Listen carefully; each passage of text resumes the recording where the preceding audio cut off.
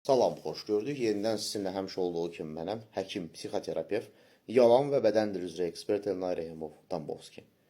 Bugünkü mövzumuz çox maraqlıdır. Söhbət açacağım ki, qadın xəyanətinin dərin səbəbləri hansılardır? Və təbii ki, hər nə qədər dərin izah eləsəm də, psixologiyada %100 məsələ yoxdur. Bunu hər qadına şamil eləmək olmaz, hər qız uşağına şamil etmək olmaz. İnsan psixologiyası mürəkkəbdir, bilinməzdir. İstənilən dərin izah psixologiyada icebergin yalnız görünən bir hissəsidir. Ona görə davam edirik. Qadın xəyanətinin birinci səbəbi davamlı olaraq görməzdən gəlmək, dəyərsizləşdirmək. Davamlı olaraq kişi tərəfindən tənqidə, təhqirə məruz qalmaq. İkinci səbəb özünün aşıq olmamasıdır. Amma burada biri var ki, məsələn, əvvəllər aşıq olub, sonra hansısa səbəbdən sevgi bitib, yenə burada nəyinsə xatirinə davam edə bilər.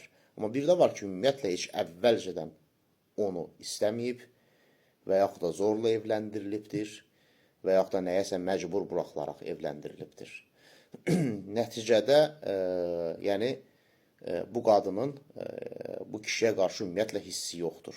O da gec-tez qadın xəyanətinə gətirib çıxarda bilər. Üçüncüsü, kişinin xəyanəti nəticəsində intiqam alma şəkli.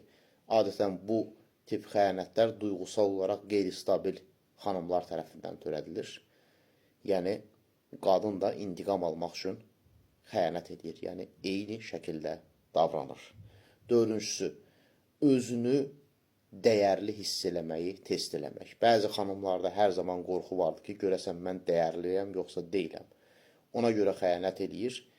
Kişiyi görsün ki, kişilər onu yenə də çəkici, yaraşıqlı, dəyərli görürmü? Əgər görürsə, özünü yaxşı hiss edir. Görmürsə, daha da həyəcanlanır və bu xəyanəti davam elətdirir. Beşincisi, cinsi problemlər ucbatından. Ya cinsi temperamentlər heç uyğun gəlmir, ya kişi cinsi sferada çox keyfiyyətsiz davranır, indi o davranışlarında səbəbləri çoxdur, ya kişi öz egoistik cinsi arzularını yerinə yetirir, ya da kişidə sadomazoxistik meyillilik var, hansı ki o qadın üçün uyğun deyil, ya da cinsi münasibət kişi xəyanəti nəticəsində və yaxud da kişinin yorğunluğu nəticəsində və yaxud da kişinin cinsi problemləri ucbatından ya heç olmur, ya az olur. Yəni, bu da qadını xəyanətə apara bilər. Bir altıncı səbəb, düzdür, bu kişilərdə daha çox olur, lakin duyğusal olaraq nataraz xanımlarda rast gələn məsələlərdən biridir. Yeni emosiya axtarışında olmaqdır. Yəni, yeni macəra axtarışında olmaqdır, yeni duyğular yaşamaqdır. Düzdür, bu kişilərə aiddir. Kişilər çünki müxtəlif qadınlarda müxtəlifliklər axtarırlar. Lakin qadınlar normalda bir kişidə dərinləşib, onda müxtəliflik axtarmağı sevirlər. Amma qadınlarda da belə poliqamik meyillilik olur. Az da olsa rast gəlinir. Bir yeddinci səbəb,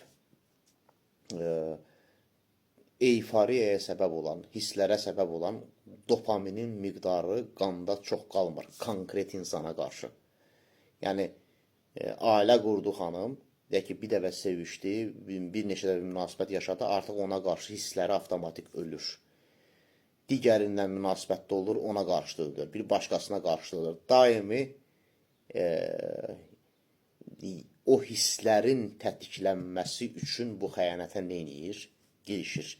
Bax, digərindən fərqi ondadır ki, bayaq izah elədim, biri var, monotonluqdur, yeni bir duyğu axtarışındadır, digərinə qarşı həvəsi ölməyib, amma yeni bir şeyin də axtarışındadır. Amma bir də var ki, ümumiyyətlə, konkret həmin insana qarşı həvəs ölür, həmin o duyğunun, hissin, ehtirasın tətiklənməsi üçün başqa bir partniyora nədir? Ehtiyac duyur. Və bir 8-ci səbəb daha var, bu da artıq ciddi psixoloji pozuntuları olan xanımlardır, ya psixopatiyadır, ya sosiopatiyadır, ya deyək ki, narsizmdir, ya borderline şəxsiyyət pozuntusudur, yəni pozuntunun ən yüksək hədlərindən söhbət gedir.